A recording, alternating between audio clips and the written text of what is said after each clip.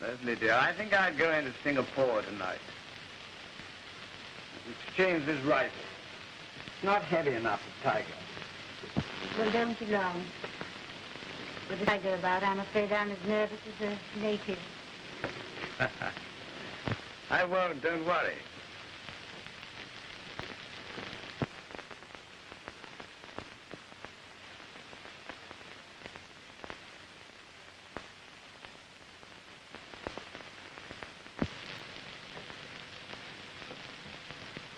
Robert, for heaven's sake, go if you're going.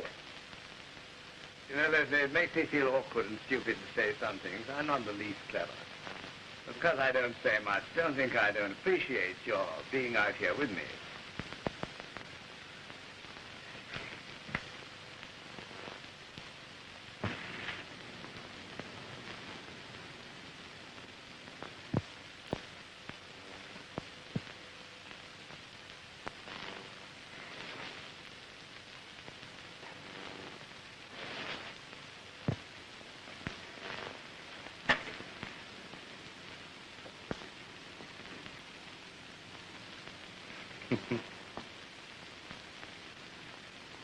Only wives like you can make these godforsaken places bearable, Leslie. 10 years on a rubber plantation, with no company but natives and a lot of dowdy planters' wives. Yes, Robert, that ought to be a test for a good wife. Well, I'll be going now. Hang it all, I was forgetting the gun.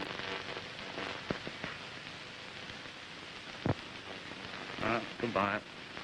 Goodbye, Robert.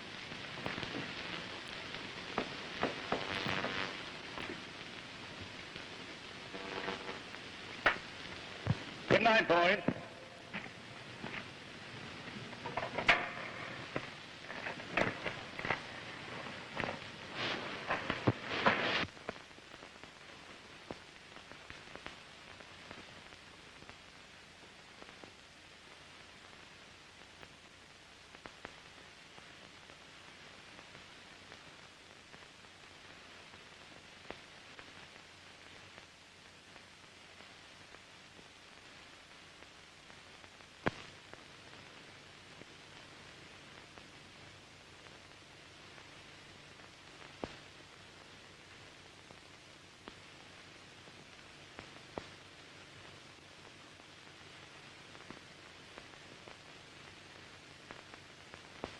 Yama.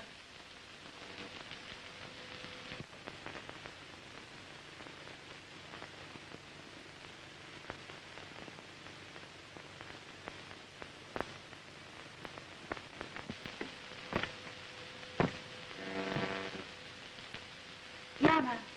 Yes, Missy? Yama, take this letter to Mr. Hammond at once. Yes, Miss. For a girl, please. Put the shades down. Yes, Miss.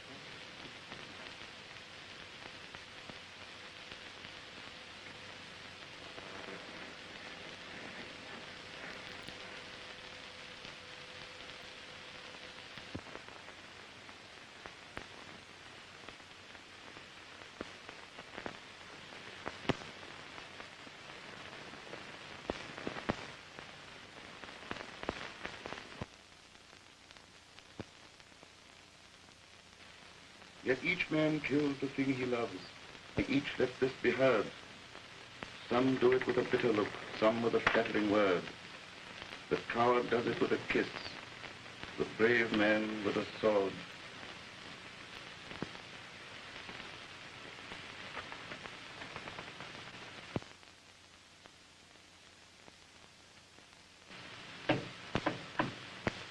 Okay. Come in.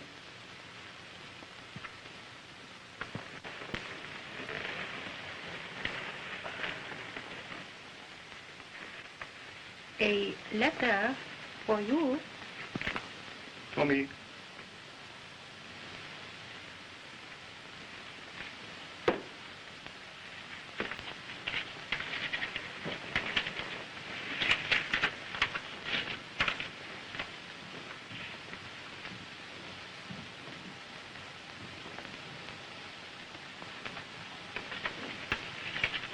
Something wrong? Nothing.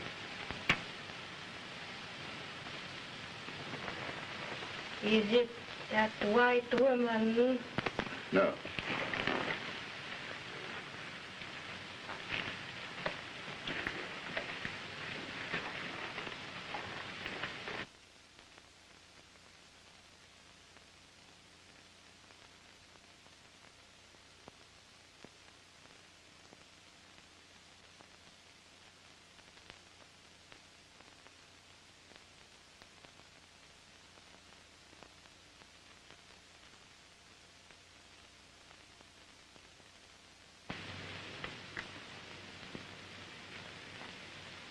You will not be gone so long?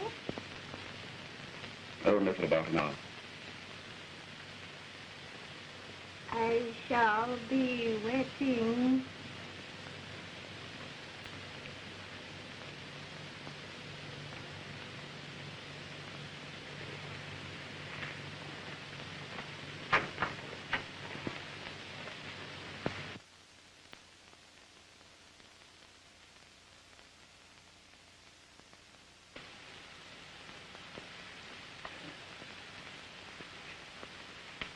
I'm off.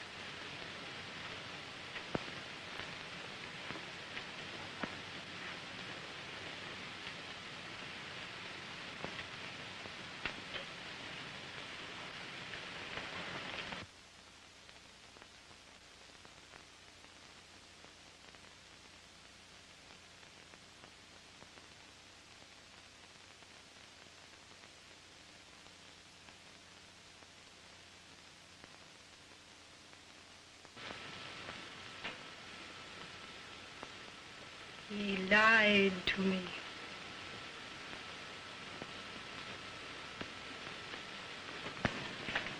Come in, Geoffrey. Nice of you to come. Oh, have a drink, will you? Thanks, I will.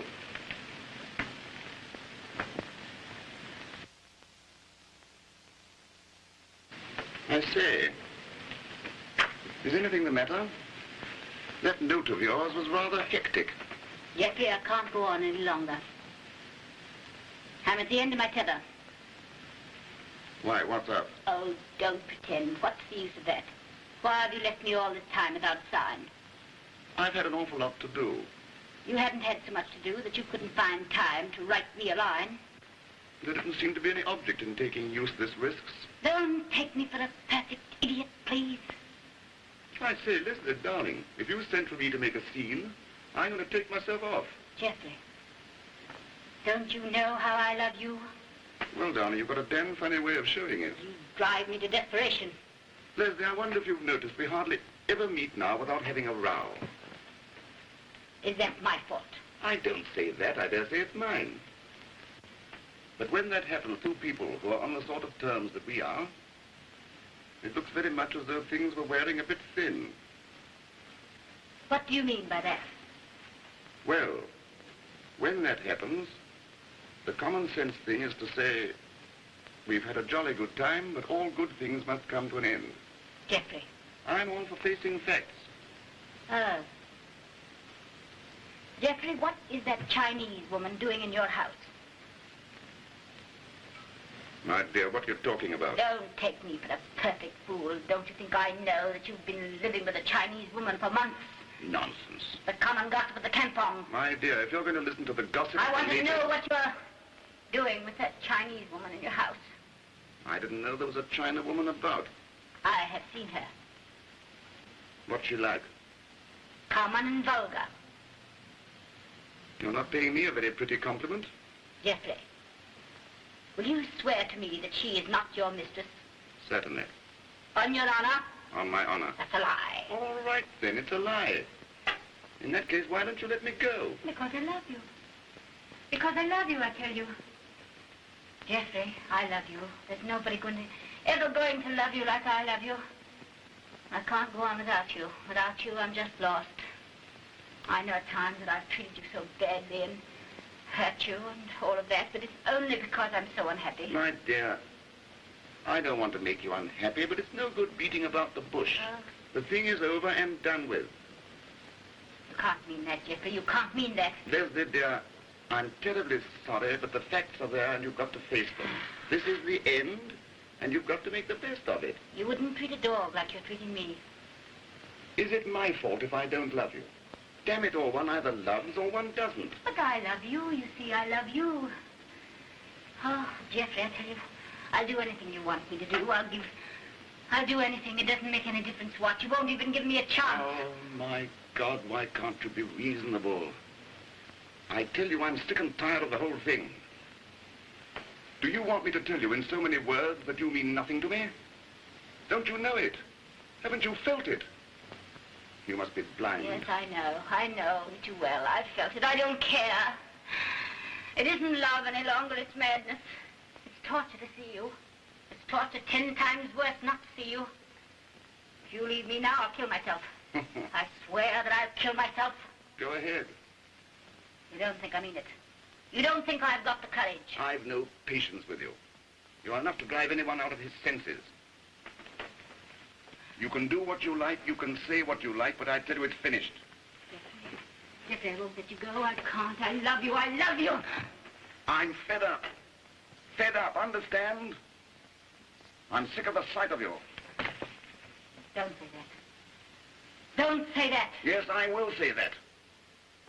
And what's more, the Chinawoman is my mistress, and I don't care who knows it. If you ask me to choose between you and her, I choose her. You wanted the truth. All right, then. Now you have it.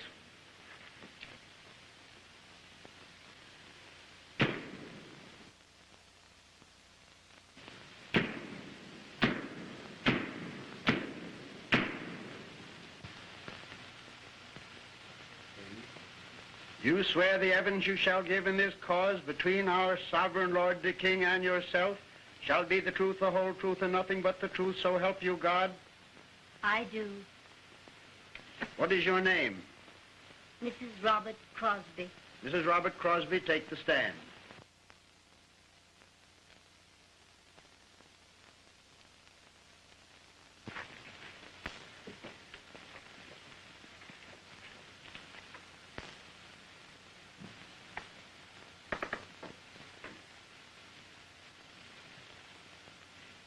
Mrs. Crosby, perhaps it would be better if you told us the whole story in your own way. Do you think you could manage that? I'll try. Well, on the evening of the tragedy, my husband was going to Singapore on business. I wasn't feeling very well, so I stayed at home. I don't mind being alone because planters' wives get used to that sort of thing. So I was sitting quietly working on my lace when I heard footsteps and someone came on the veranda. Yes. Go on, Mrs. Crosby. Well, at first I didn't know who it was. And then he said, "It's I, Jeff Hammond." So I said, "Oh, hello there, won't you come in?" Were you surprised to see him? I was rather, because he hadn't been up to the house for ages, so I told him that Robert had gone to Singapore on business. What did he say to that? He said, "I am sorry, because I was feeling very lonely this evening, and I thought perhaps I'd come along and just see how you folks were getting on." So he helped himself to a whiskey and soda and lit his pipe. Was he quite sober? Well, I suppose he had been drinking, but it didn't occur to me just then. What happened? We were just chatting quite quietly, when suddenly he said something rather silly. What? I don't know if it's really worth while repeating, but he paid me a little compliment. I think perhaps you'd better tell us exactly what he said. He said, "You've got such beautiful eyes. Why spoil them and strain them like that?" See, he was referring to the lace I was making. Had he ever paid compliments to you before? No, never. You see, I was a little taken aback, but I thought it best to take it lightly, and I said, well, I don't make any pretensions to being a raving beauty, you know. But you are, he said. It's rather silly to have to say things like that. And Never mind. Please let us have his exact words. well, he said, you are beautiful, thank God. And what happened then? Well, he just stood and looked me straight in the face and said, don't you know that I'm awfully in love with you? I don't, I said. It meant so little to me that I really had no difficulty in keeping quite cool. So I said, I don't think it for a minute. And even if it were true, I don't want you to say it to me. I see. Go on. Well, then he fixed himself another whiskey and soda, and I began to wonder if he hadn't been drinking. So I said to him, look here, I think you better not take any more of that. And I was quite friendly about it, but he emptied his glass and put it down and said, do you think I'm talking to you like this because I am drunk? And he asked me that in a very sort of abrupt way. And I said, well, that's the most obvious explanation, isn't it? I really can't go on. I think it's so stupid telling you things like this. Never mind. Please let us have his exact words. He said, I've loved you ever since I first knew you. I've held my tongue as long as I could, but now it's got to come out. I love you, I love you, I love you. He repeated it just like that. And his eyes were all funny. And he said, and I won't go home now. So I lost my temper and I cried at him, you poor fool, you. Don't you know that I've never loved anyone but Robert? And even if I didn't love Robert, that you were the last person in the world that I should care for? So he said, what do I care? Robert is away. Well, that was the last straw. I was simply beside myself. I thought him just a filthy swine to talk to me like that because Robert was away. So I said, if you don't leave this very minute, I'm going to call the boys and have you thrown out. And with that, he just said, the boys are out of earshot. And he took hold of me and turned me around, and I screamed, let me go. But he said, not much, not much. I've got you now.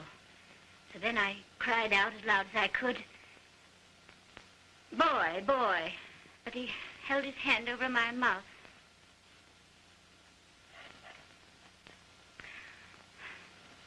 I can't go on. It's all so shameful to tell you all of these things. I know it's very hard. But for your own sake, I beg you to tell us the whole story now. All right. Well, he flung his arms around me and began to kiss me. His lips were burning. He was like a madman. He kept on talking and talking. He kept on saying he loved me and that he wanted me, and he held me so tight that I could hardly breathe. And I felt weaker and weaker, and at one time I really thought I was going to faint. And his breath was so very hot on my face that it made me feel desperately ill. You see, he kissed my face and my neck, my hair, my eyes, and suddenly he lifted me right up, and I felt that he was carrying me. I don't know what happened really, but he didn't look at me, and he didn't say anything, and I didn't look at him. But suddenly I could see his face, and it was all white, and his eyes were just burning. And he wasn't a man any longer, he was a savage. And then it was that it flashed across my mind that he was carrying me to my bedroom. But something happened, I don't know what, but he stumbled and fell. And his hold on me loosened, so I dashed around the sofa, but he dashed right after me. And there was a revolver on the table, and I snatched it up. I didn't even know I fired. I saw him stagger out towards the veranda, and then I saw him fall. And I heard the reports, one after the other. And I really don't ask you to believe me, but I didn't even know I was pulling the trigger. And suddenly I heard a little click. And I realized that I had fired all of the cartridges and the gun was empty. And he was lying on the floor all in a heap. And I knew he was dead. And that I'd killed him. That's all. Prosecutor, take the witness.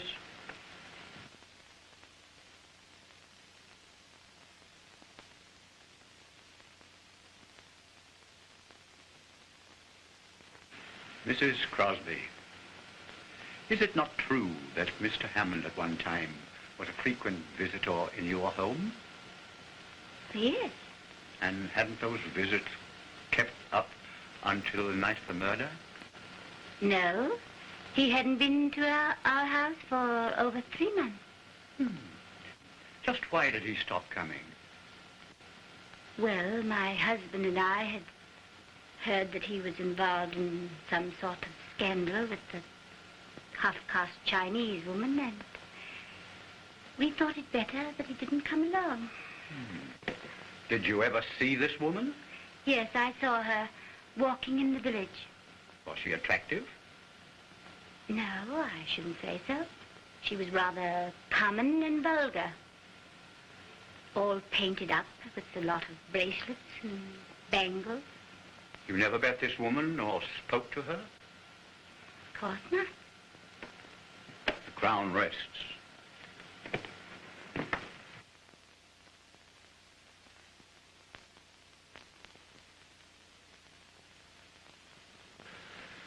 This court is adjourned until 10 o'clock tomorrow morning.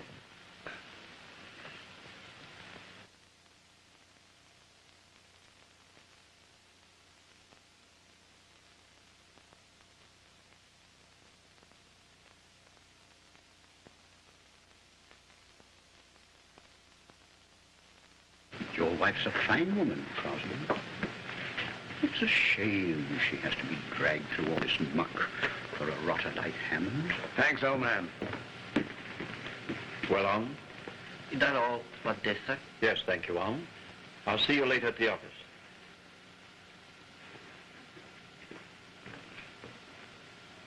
Very amusing, your assistant. Yes, and very efficient.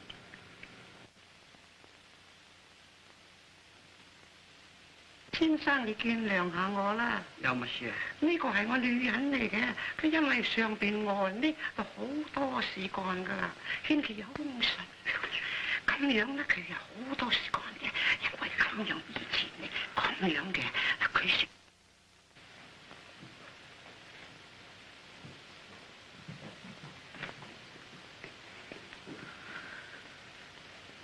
You've borne up wonderfully, darling. Everybody's talking about your iron nerve. Oh, Robert, it's been horrible. Without your wonderful love and faith, I know I should never have been able to go through with it. Well, tomorrow we'll see the end of the whole sorry mess. Yes, my darling, in 24 hours you'll be a free woman. Robert, do you think so? Robert, tell me, whatever happens, you'll always love me. No matter what people might say. Well, what can they possibly say? Oh, Robert, don't you know what I've done? They might say I led him on or something like that. Why, there's not a soul in Singapore who's for Hammond. Everybody knows that a woman like you wouldn't do that. Robert, when it's over tomorrow, let's go away from here. Let's never come back. Let's go far, far away. I'll tell you what, let's go to London. As a matter of fact, I was planning a surprise. You darling. A vacation in London. You see, I've saved a few $1,000s.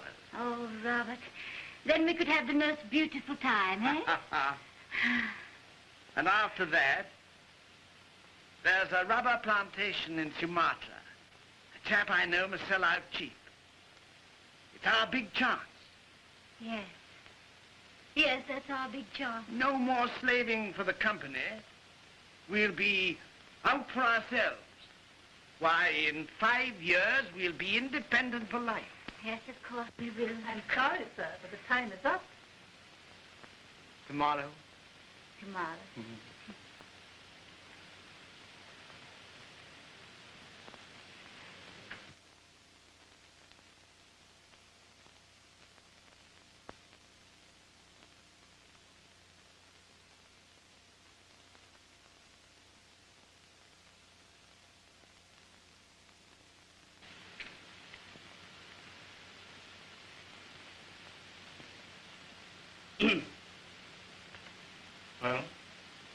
There's a new development in the Crosby case, sir. Something of a delicate and confidential nature. Well, what is it? It has been brought to my attention, sir, that there is a letter in existence from Mrs. Crosby to Mr. Hammond. Well, dozens of them, probably. Hammond had been a friend of theirs for years. But this letter, sir, was written the night of Mr. Hammond's death. It is quite unusual in tone. Where is this letter?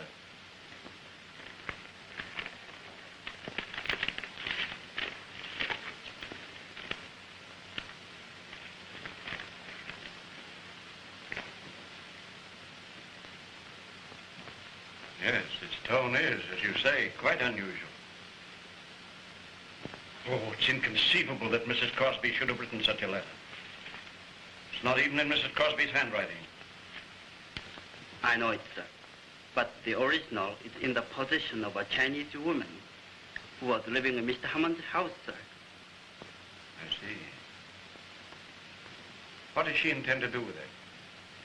She places a very high value on it, sir, as evidence. Oh?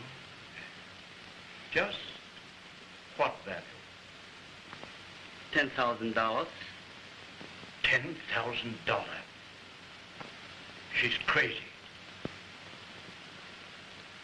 Mr. Crosby would certainly pay it, rather than have his wife hanged by the neck, sir. Where would Robert Crosby get $10,000 anyway? The Chinese woman has already taken steps to assure herself that the sum is not impossible, sir. Very well, Owen. In the interests of my client, I'll do what I can. All right, sir. There are two conditions the Chinese woman has insisted upon, sir. Damn her impudence. What are they? Mrs. Crosby must bring the money herself. What? There will be no risk, sir. You and I will go as escorts. Of course, the money must be in cash. Yes. You've thought of everything, haven't you all?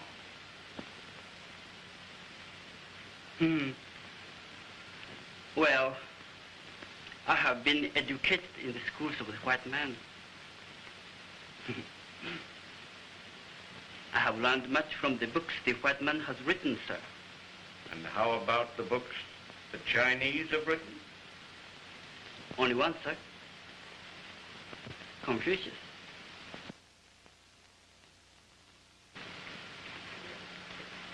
Good afternoon. Damn clever, these Chinese.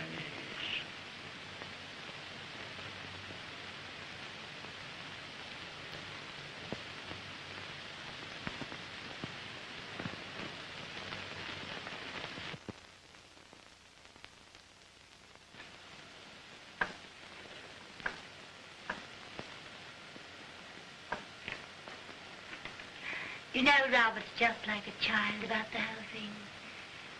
After tomorrow, he tells me he's going to take me far away from this place forever.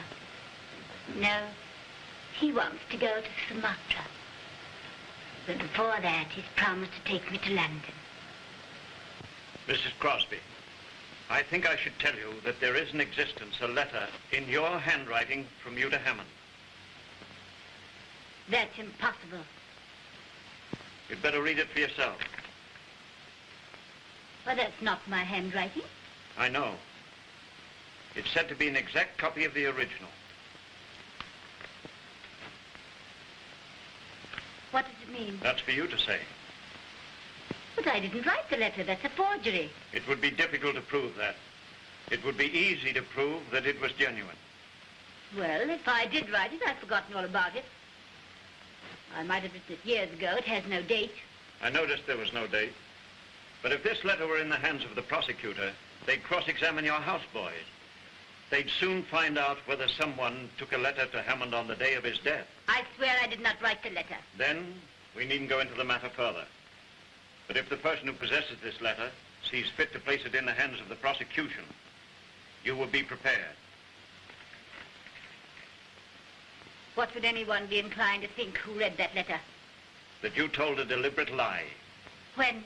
Under oath in court today. Well, I don't think it's so very strange that one little detail escaped my memory. Your memory has reproduced very exactly every particular of your interview with Hammond. It's very strange that you should have forgotten so important a point as that he came to the bungalow on the night of his death at your expressed desire. I hadn't forgotten. Then why didn't you mention it? I was afraid to. I thought if I told you that Hammond had come at my invitation, none of you would believe my story. I know that's very stupid and silly, but after I'd once told you that I had no communication with him, I was obliged to stick to it. Perhaps the terms of the letter are not very clear to your recollection. I'll read it to you. Robert will be away for the night. I absolutely must see you. I shall expect you at 11. I am desperate, and if you don't come, I won't answer for the consequences. Well, I admit that it's all extravagant and emotional, but I write like that, you know. I must have been very much mistaken. I've always looked upon you as a very reserved and self-possessed woman. After all, Geoffrey wasn't such a distant acquaintance. By the way, did you call him Geoffrey? Of course, everyone did. Mrs. Crosby, I've got to talk to you very, very seriously. This case was comparatively plain sailing. Although Geoffrey Hammond was much liked and on the whole thought highly of, I was prepared to prove that he was the sort of man who might be guilty of the crime which, in justification of your act, you accused him of. The fact, which was discovered after his death, that he'd been living with a Chinese woman, robbed him of any sympathy that might be felt for him in the minds of all respectable people. I told your husband just now that I was certain of an acquittal. And I wasn't merely telling him that to cheer him up. I do not believe the jury would have left the box. But this letter has thrown an entirely different complexion on the case. I don't know what you're driving at. You mustn't expect other people to be stupid. This letter will put them on the track of suspicions that thus far have entered nobody's head. I won't tell you what I personally thought when I read it. I'm your legal advisor. I shall represent you in court. I take your story as you tell it to me, and I shall conduct your defense according to its terms. I do not wish you to tell me anything but what is necessary to save your neck.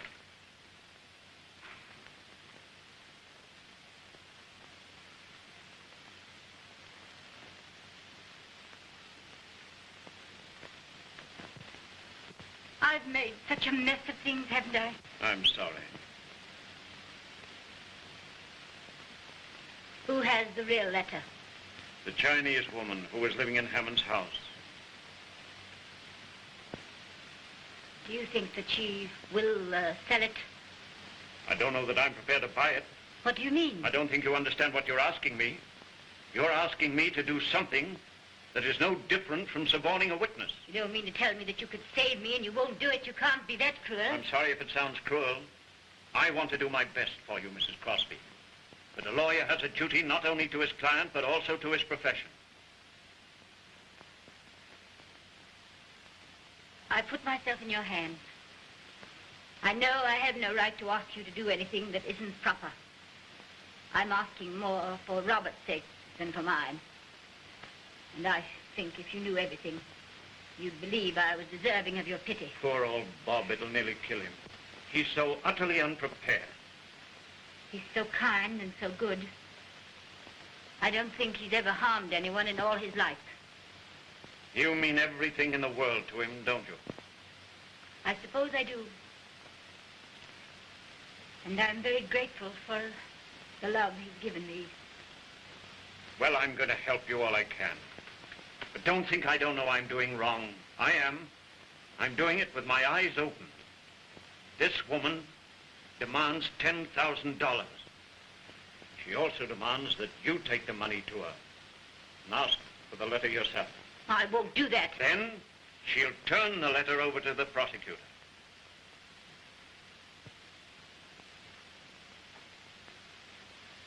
Can it be arranged that I go? The prosecutor joined me in placing before the judge a request that you be allowed to spend the night in my house under police custody. I'm sure the judge will grant it. We can go from there. As Robert's gone back to the plantation, I'll advance the money myself tonight. It won't be necessary to show Robert the letter, will it? Don't you want him to see it? No. Well, I'll do everything in my power to prevent him from seeing it until after the trial. You'll be an important witness.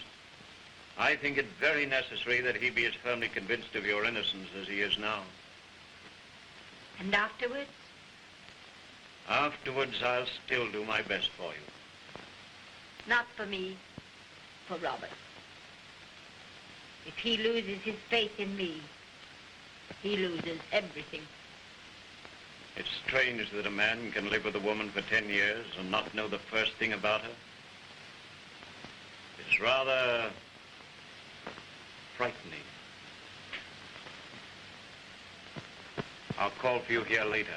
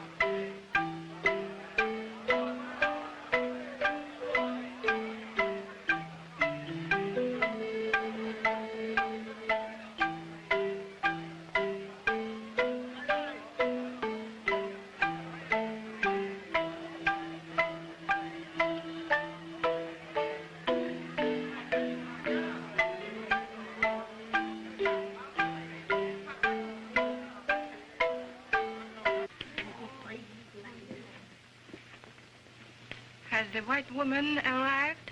No.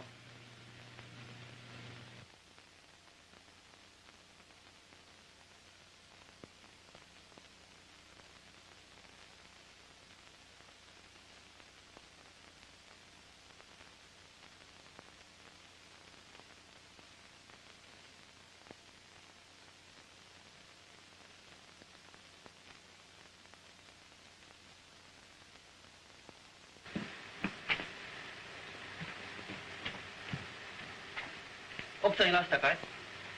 Hintay ka!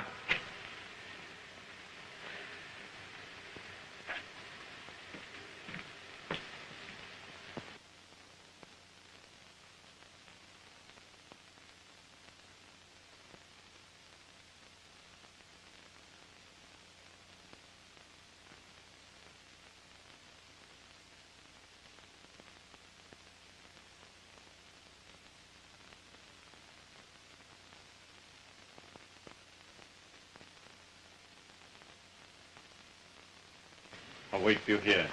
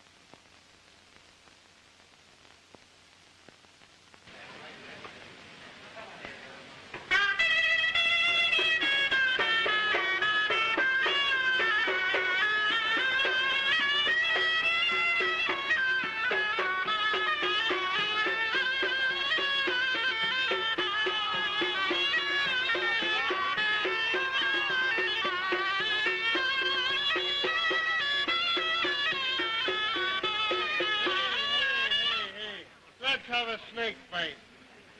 You want snake fight? Yes. How much? Because you $25. $25. If you want to see something good, Yes. Yeah, never see him. How much? 25. No good. Aye, come down. I'm going to fix for you for $20. All right, let's have it.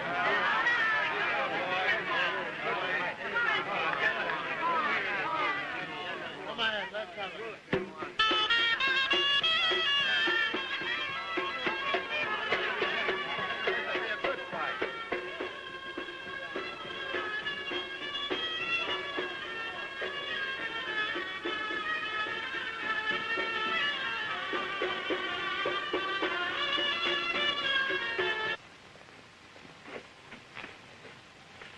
Wait, woman, she here now.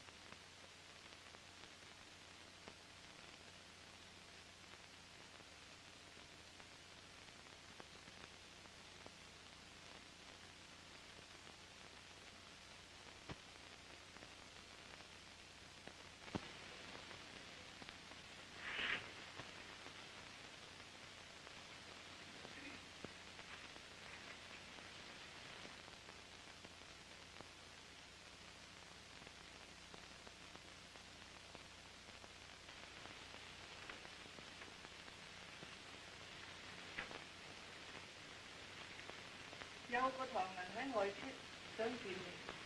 Ồ hay là, anh thằng ở đâu đó? Tại cái tàu vậy. Ông này.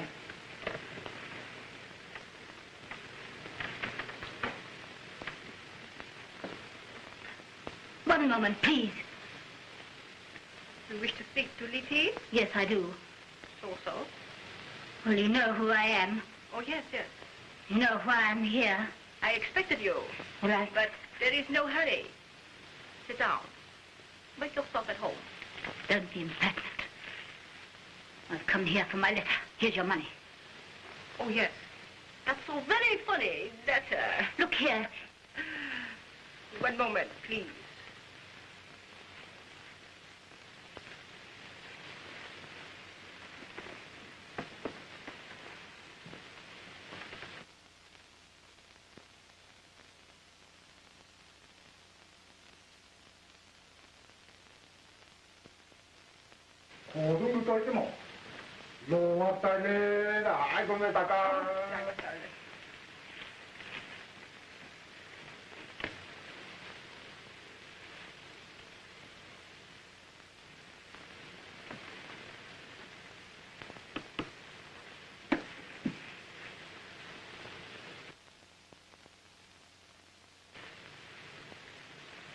Có đúng tôi đại ta cao hầm lo bạn tôi nó ngô lo. How dare you let that man in while I'm here? I have white ladies think too good for Letty's house. Give me my letter directly. Maybe Letty think her house too good for white ladies. Horrible place. Why did I ever come here? You come to buy your life. Very well. If I did, let us come to business. $10,000 you wanted, isn't it? Here's it. Here. White lady very proud, but not too proud to share same man with Letty. Horrible Chinese woman, you. Horrible Chinese woman, but not to Mr. Hammond. Many love names he had for me. Shall I tell you some of them? Stop it, please. Can't be possible he ever touched a vile yellow thing like you. It is possible. That is why you killed Mr. Hammond. Here, take that money. Take that money, I tell you, and give me my letter. Oh, yes. Because he loves Letty. That is why you killed Mr. Hammond. Don't mention his name again. Don't mention his name again, I tell you. Cheat woman, liar woman, murder woman. Maybe I not give you back your letter. Maybe I let you hang for killing Mr. Hammond. All right. All right, just keep the letter. Keep it. I'd rather hang, I think, than hear you mention his name again. Let me out of here. Let me out, I tell you. But your husband.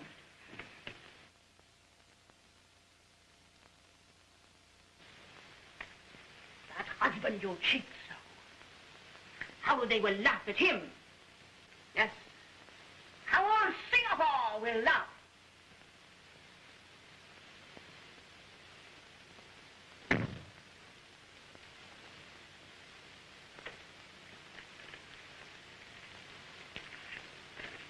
Here. Take it, please.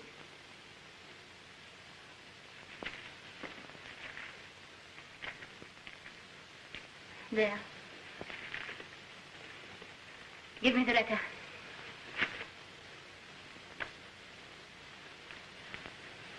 White woman, a Chinese woman's feet.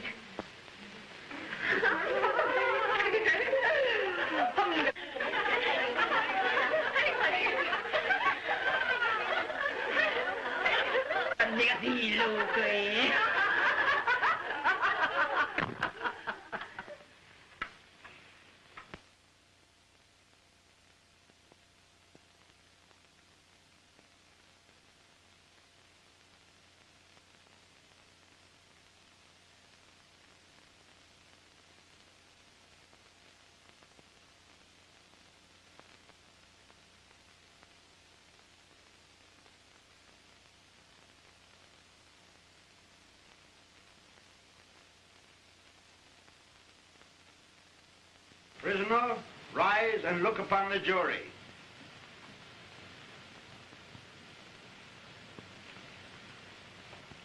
Jurors, rise and look down on the prisoner.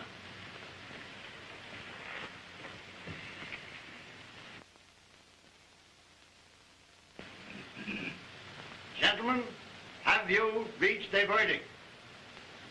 We have. What is that verdict? Not guilty. Order! Order in the court. That's it, darling. Oh, I'm so glad. What?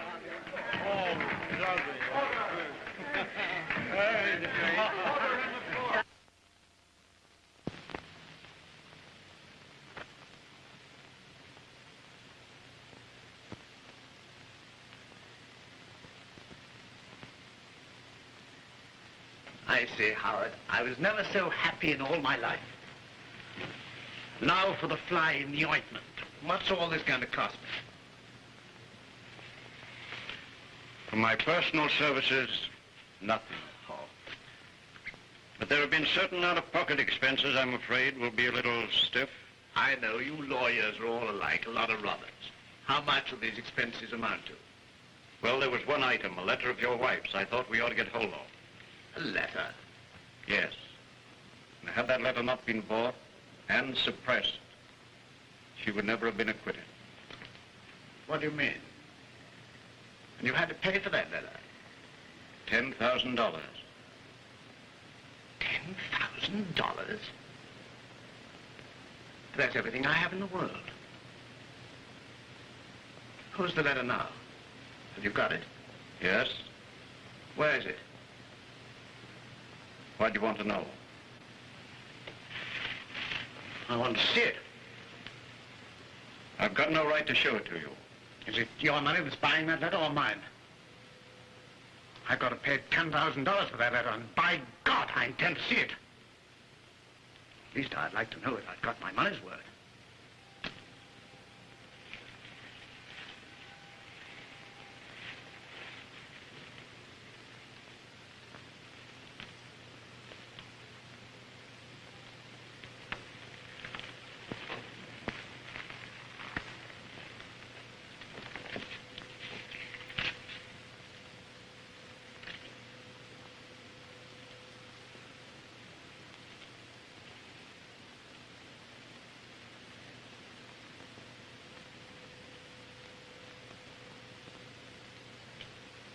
You know, darling, I've a kind of feeling that you're going to be even happier than ever. Now, come along.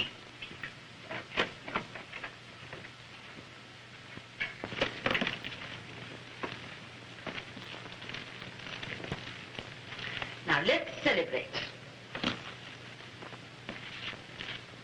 Robert. Robert. Your cocktail. Where's my cocktail?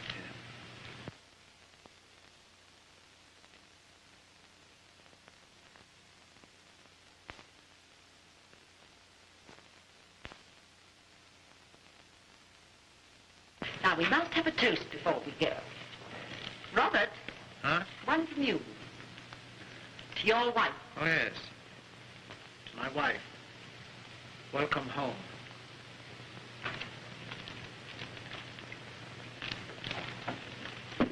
Now, come along, Howard. We must be going home. Oh, no. Not really. Don't go now. Yes, my dear.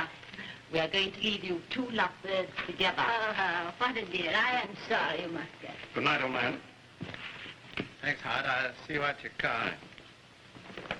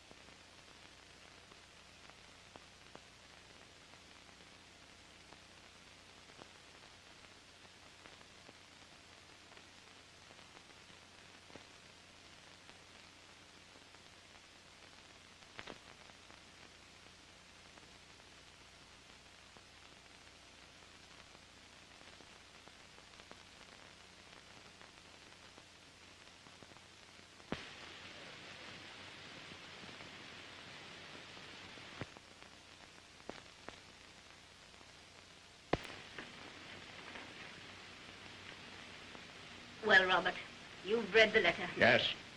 And I want to know exactly what it means. Robert, it doesn't mean anything. Let's tear it up. I want the truth. I know, but it doesn't mean anything. I swear to you, I've been so punished. Oh, what does anything matter anyway? We've got our whole lives before us. Let's forget all about it and let us start over again. Exactly what does it mean? Don't ask me. I want to know. Don't ask me anymore, please. I want to know whether you've been my wife or just a common Don't say that. I want the truth. You want the truth. Very well, you shall have it. Jeffrey Hammond was my lover. Go on. He was my lover for years. We were constantly together until about a year ago when he began to change. And then I couldn't believe it. He was still everything in the world to me. God. He was my whole life until I heard about that Chinese woman. And then I couldn't believe that. I couldn't believe that he didn't still love me. So I sent for him. You have the letter. Well, finally he came. I told him that I knew about that Chinese woman. He denied it. I knew he was telling a lie. Finally, I made him admit that it was the truth.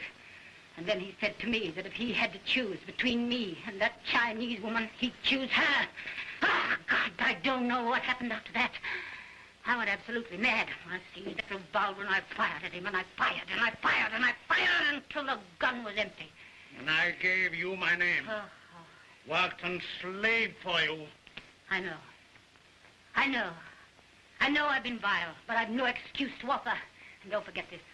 You brought me out to this filthy place, this God-forsaken place, and you kept me here for 7 years to live among a lot of dirty natives and dowdy planters' wives. My youth going, eating my heart out with loneliness, trying to make a go of it. And I did try. I did try for your sake. And what did I get from you? Nothing, nothing. Your whole life was just wrapped up in rubber. Rubber, that was my business. Your business. Working to make money, to give you the things you wanted. What I wanted. What I wanted. I'm flesh and blood. What I wanted was love, affection, happiness. But you took everything for granted. Once you got me out here to this God-forsaken place, all you thought about was rubber. All that was on your mind was rubber. All day long, I'm alone. All night, I had to listen to you talk of rubber. Rubber, rubber, rubber! Is it any wonder that when a man came along and talked to me of love and romance and music, that I fell into his arms? Well, I did. And it's done now. So what are you going to do about it?